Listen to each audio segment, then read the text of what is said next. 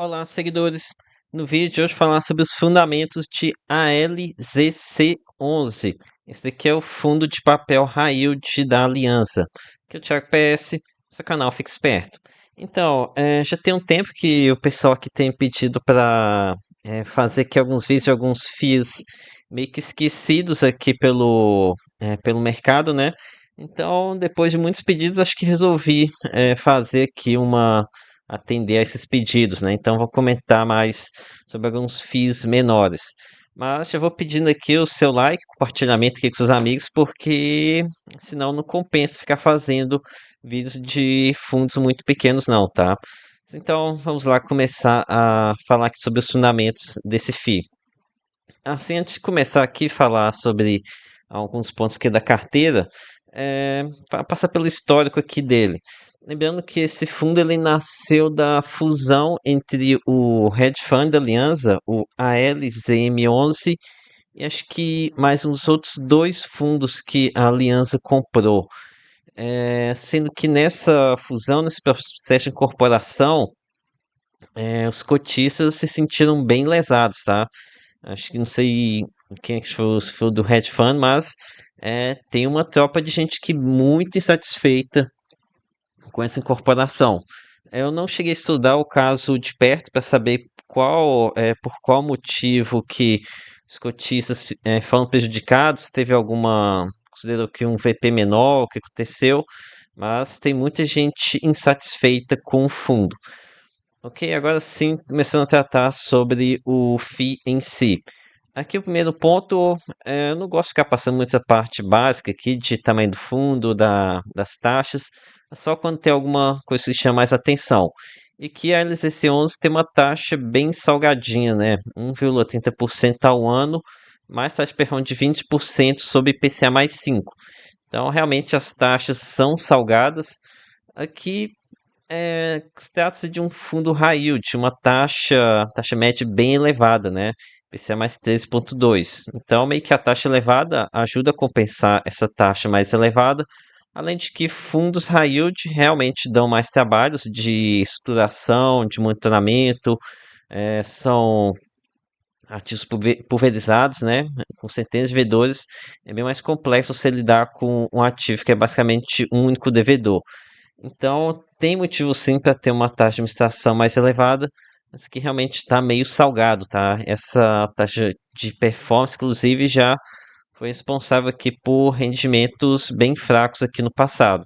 Atualmente, o fundo está incorporando aqui mensalmente, apurando essa taxa de performance, a gente não deve ter mais buracos aqui no rendimento, já aconteceu duas vezes aqui na história do fundo. É, outro ponto importante aqui, a pessoa pode falar, pegar aquela taxa de administração elevada e já descartar o fundo.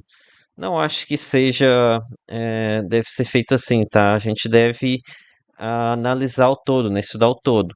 Se o fundo ele tem uma taxa de performance cada, realmente é um ponto negativo, mas se isso daqui já estiver no preço, no desconto, aí sim a gente pode relevar essa questão da taxa de administração mais pesada.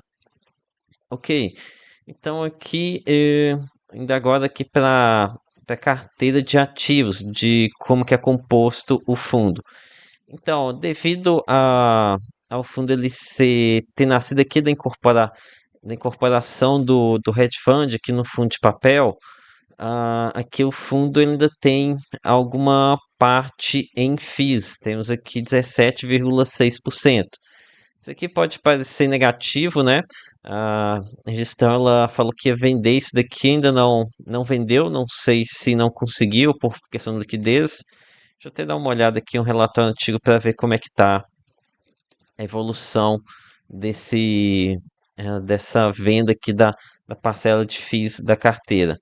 Então aqui está realmente caindo, olha só. Aqui no relatório de abertura 20,7, então 17,6, pelo menos está caindo um pouco.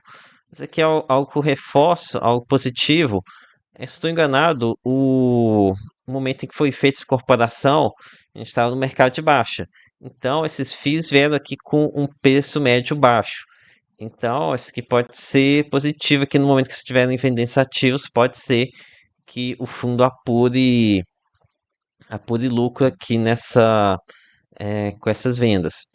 Ok, agora aqui vamos para a configuração da carteira de CRIs. Em relação ao tipo de risco, aqui a gente tem 37% em crédito corporativo. Isso aqui é algo que tem que ser analisado com calma, pois crédito corporativo costuma ser 8 ou 80. Ou a empresa está 100% adimplente ou está pagando nada, né? Já aqui no que a gente tem loteamento, término em obras, que é algo mais pulverizado, que eu até gosto um pouco mais. No entanto, que a gente tem 37% em loteamento. Um segmento que o mercado não costuma gostar muito, tá? Mas não podemos tirar conclusões assim de forma precipitada. Tem que analisar caso a caso. Algo que eu vou fazer aqui nesse vídeo. Então, aqui, antes aqui, peraí, deixa eu dar uma olhada na descrição das taxas.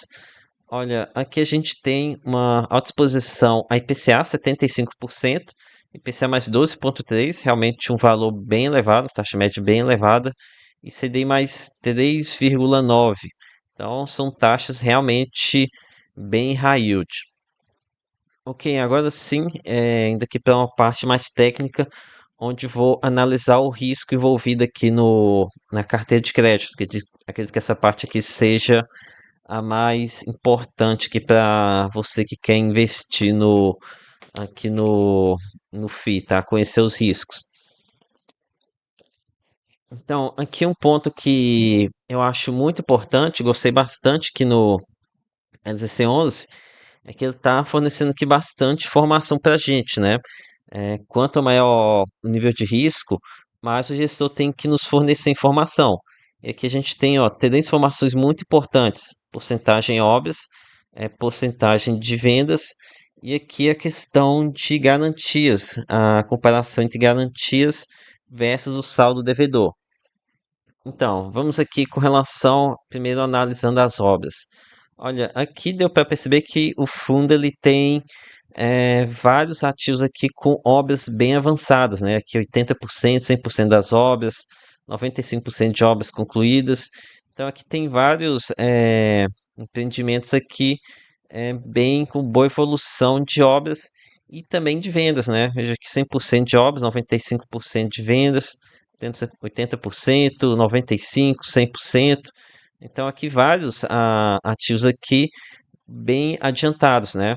Muitos deles de loteamento. E aqui que entra aquilo que eu falei, que SR de loteamento não é tudo a mesma coisa.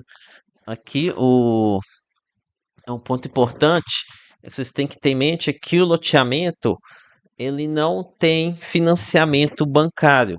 A gente está lidando com incorporação, um prédio, uma casa. Depois que a incorporadora conclui o desenvolvimento, ela pode repassar esse financiamento para o bancão e com isso ele parte para outro desenvolvimento. Já o loteamento, ele não tem esse financiamento bancário, tem que ser feito ou pelo próprio incorporador ou via mercado de capitais. Então, o que muito está acontecendo aqui no fundo, que eu estou percebendo, são CRIs de adiantamento de carteira. Ou seja, o incorporador ele terminou as obras, está vendido, agora ele tem que esperar os pagamentos, os recebimentos, né? Algo que pode demorar anos ou décadas para receber. Então aqui que entra os CRIs, né? Ele cede esses créditos e com isso ele recebe aviso que receberia em vários anos, né? Com isso ele tem recurso para tocar um novo empreendimento.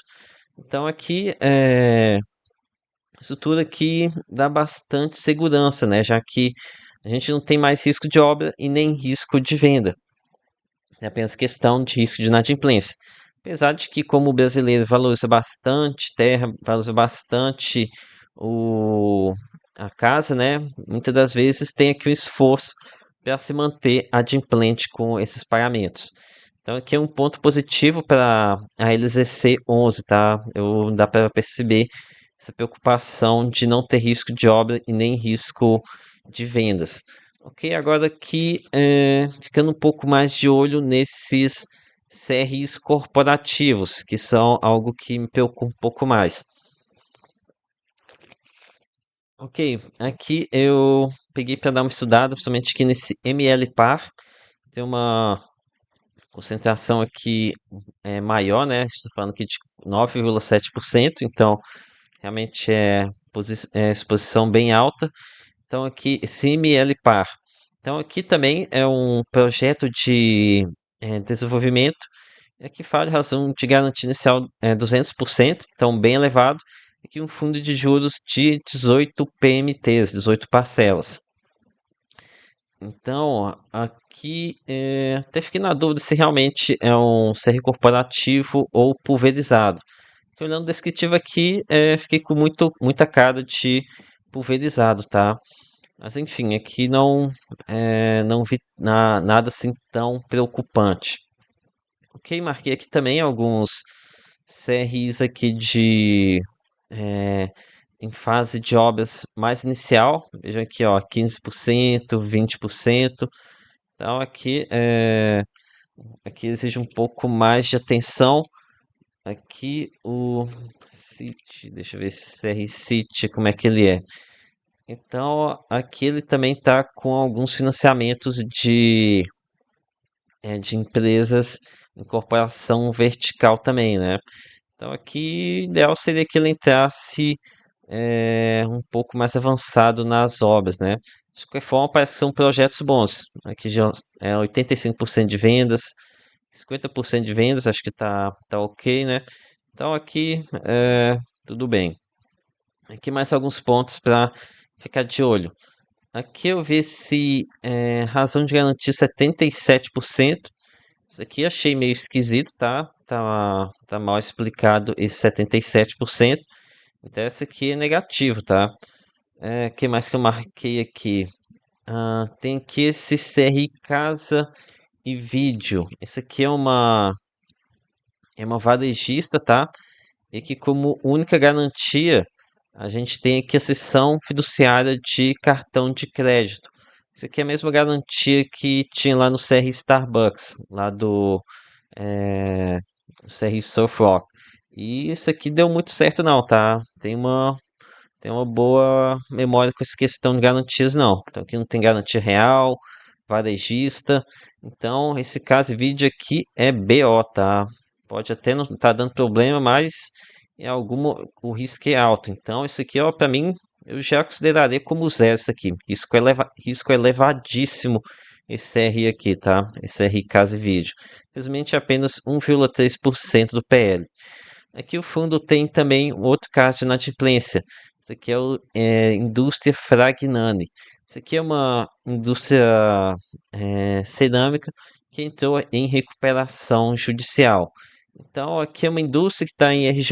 Então aqui para essa recuperação realmente vai muito tempo, tá? Porque a gente tem garantia, alienação fiduciária, mas que está em garantia que é o parque industrial, né? E como é que você vai alienar um parque industrial? Você quebrou a empresa, né? Então, juiz nenhum vai autorizar a fazer alienação do imóvel, né? Então, aqui para acontecer o pagamento, tem que esperar ou a empresa recuperar e pagar a dívida, ou então ela quebrar de vez e aí pega o imóvel, né? Mas aqui, isso aqui, ó, vai anos, tá? 2, 3, 5 anos. Isso aqui é coisa para demorar muito mesmo. Então, aqui também, esse R Fragnani é causa perdida. Não dá para esperar nada daqui. Felizmente aqui já representa 0,5% do PL, provavelmente depois de remarcações negativas aqui sobre o ativo. Então acho que é sobre isso aqui que eu tinha para comentar sobre a carteira de ativos. Então, de forma resumida aqui com relação aos fundamentos, a questão do risco. É um fundo high yield, tem sim aqui seus riscos, mas não chega a ser um high yield bomba, sabe? É um high yield normal, né? Aqui tem os seus riscos, mas aqui um fundo pequeno que eu não acompanho tanto, mas que espero ter contribuído aqui com vocês, tá? Assim, antes de terminar, deixa eu ver qual o yield que o fundo está pagando. Aqui, os rendimentos eles estão meio fraquinhos, né, por conta da inflação mais fraca. Esse 9,5 centavos, acredito que ele tende a pagar mais.